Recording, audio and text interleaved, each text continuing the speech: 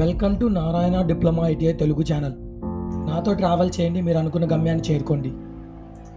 ఈరోజు టాపిక్ ఏంటంటే ఏపీ తెలంగాణలో డిప్లొమా ఐటీఐ వాళ్ళకి ఉద్యోగాలు ఇచ్చే కంపెనీలు ఏవేవి ఉన్నాయని చెప్పి చూద్దాం అనమాట. అలాగే ఎన్ని కంపెనీలు ఉన్నాయని కూడా ఏపీ తెలంగాణలో అనమాట. ఫస్ట్ ఆఫ్ ఆల్ ఏంటంటే మనకి ఎన్ని కంపెనీలు ఉన్నాయో తెలుసుకున్నాం అనుకోండి, అసలు వాటి కంపెనీలకి ఎలా రాయాలని కూడా మనం అప్రోచ్ అవుదాం అనమాట. మన మెయిన్ అంబిషన్ అయితే అదే అనమాట, ఎలా అప్రోచ్ అవ్వాలి ఈ ఎగ్జామ్స్కి అనేది అనమాట.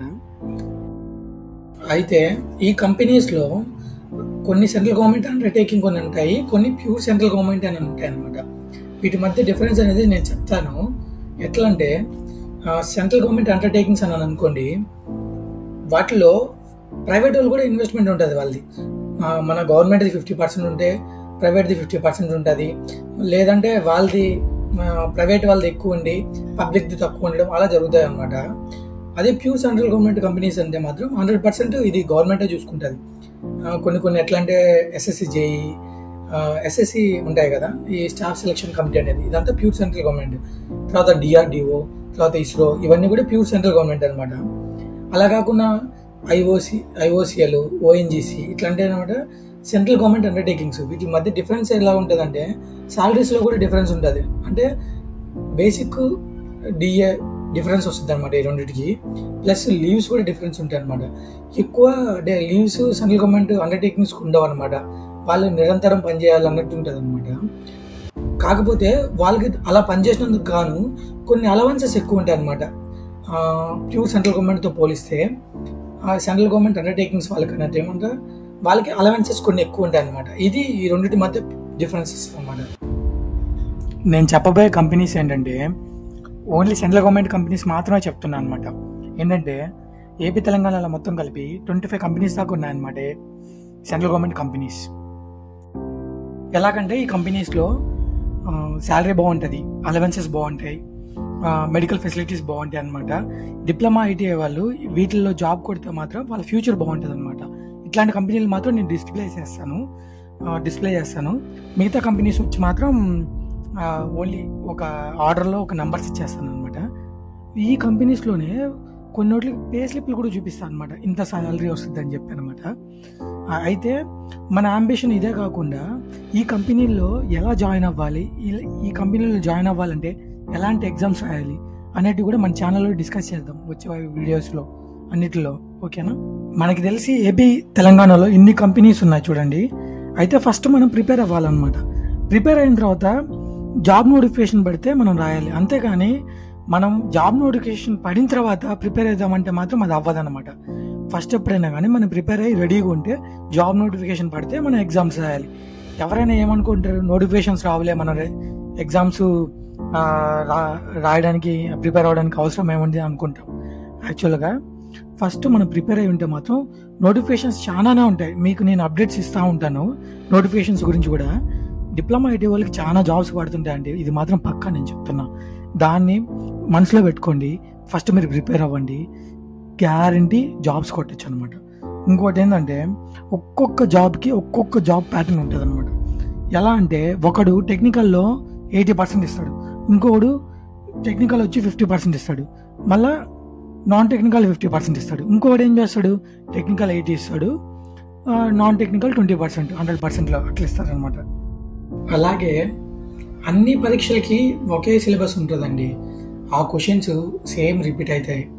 ఎట్లా అంటే ఇప్పుడు ఎలక్ట్రికల్ అనుకోండి, మెకానికల్ కానీ, సివిల్ కానీ, కెమికల్ కానీ, వీటిలన్నిటికీ ఒక స్టాండర్డ్ బుక్స్ అనేవి ఉంటాయి అనమాట. అవే సిలబస్ నుంచి అవే క్వశ్చన్సే వస్తాయి అనమాట ప్రతి ఒక్క ఎగ్జామ్కి. ఎవరు సపరేట్గా వాళ్ళు ఆలోచించి క్రియేట్ చేయలేరు అనమాట. ఏవో 5 to 6 బిట్స్ అనేవి కొత్తగా ఇవ్వాలని చెప్పి ట్రై చేస్తారనమాట ఎవరో కొంతమంది.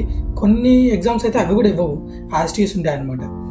ఇంకోటి ఏంటంటే అవే క్వశ్చన్స్ రిపీట్ అవుతూనే ఉంటాయి కాబట్టి మనం ఒకే ఒక ఎగ్జామ్ కానీ ప్రిపేర్ అయితే, అంటే ఒకే ఒక సిలబస్ పెట్టుకొని ఒకే ఒక బుక్ పెట్టుకొని అదే బుక్ మనం చాలాసార్లు రిపీట్ చేసామనుకోండి, అవే క్వశ్చన్స్ రిపీట్ అయితే ఒక్క ఎగ్జామ్కి ప్రిపేర్ అయితే చాలు అనమాట. మిగతా ఎగ్జామ్స్ అన్నీ కూడా అదే ప్యాటర్న్ ఉంటుంది కాబట్టి మనం అన్ని ఎగ్జామ్స్కి వెళ్ళి అటెంప్ట్ చేయొచ్చు అనమాట. అప్పుడు ఏ ఎగ్జామ్ అయినా క్రాక్ చేయొచ్చు. ఎందుకంటే మనం ఇన్ని కంపెనీల్లోనే తెలుస్తాం, తెలుసుకున్నాం. కానీ ఇన్ని కంపెనీలకి ఒకే సిలబస్ అనమాట. ఇప్పుడు మనం ఫర్ ఎగ్జాంపుల్ ఎలక్ట్రికల్ తీసుకోండి, పవర్ సిస్టమ్స్కి వచ్చేసరికి జేపీ గుప్తా అనే బుక్లోంచి కొన్ని ఎగ్జామ్స్కి బిట్స్ ఇస్తారనమాట. అవి కామన్ అనమాట. ఆ పవర్ సిస్టంలో జేపీ గుప్తా అనే బుక్ చదివితే చాలు, వాటిలోంచి మనకి కావాల్సిన బిట్స్ వస్తాయి, అవి అటెంప్ట్ చేయొచ్చు అనమాట. ఇట్లా నేను వచ్చే వీడియోస్లో ఏం చేస్తానంటే ఏ బ్రాంచ్కి ఏ బుక్స్ స్టాండర్డ్ బుక్స్ నుంచి క్వశ్చన్స్ ఇచ్చే ఛాన్సెస్ ఉంటాయనేది వాటిని చెప్తాను అనమాట. దాన్ని బట్టి మీరు ప్రిపేర్ అవ్వచ్చు, ఈజీగా మనం క్రాక్ చేసుకోవచ్చు అనమాట. ఓకేనా? అయితే కొన్ని కంపెనీలు చూపిస్తానని చెప్పాను కదా, డిస్ప్లే చేస్తానని చెప్పాను కదా, అది స్టార్ట్ చేద్దాము. IOCL, Indian oil corporation of India limited. వీటిల్లో మెకానికల్కి, ఎలక్ట్రికల్కి, మెటలర్జీ వాళ్ళకి ఎక్కువ పోస్టులు ఉంటాయి అన్నమాట. నెక్స్ట్ వచ్చేసరికి power grid corporation of India limited.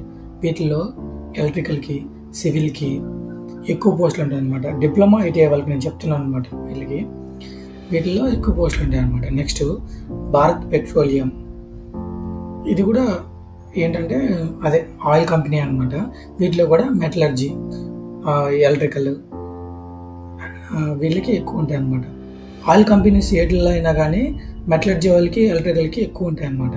Next NTPC, వీటిలో కూడా ఎలక్ట్రికల్ వాళ్ళకి ఎక్కువ ఉంటాయి. BHEL, EC వాళ్ళకి, ఎలక్ట్రికల్ వాళ్ళకి ఎక్కువ ఈ BHEL ఉంటాయి అనమాట. ట్రాన్స్ఫార్మర్స్, రియాక్టర్స్ రెడీ చేస్తారు వీటిలో.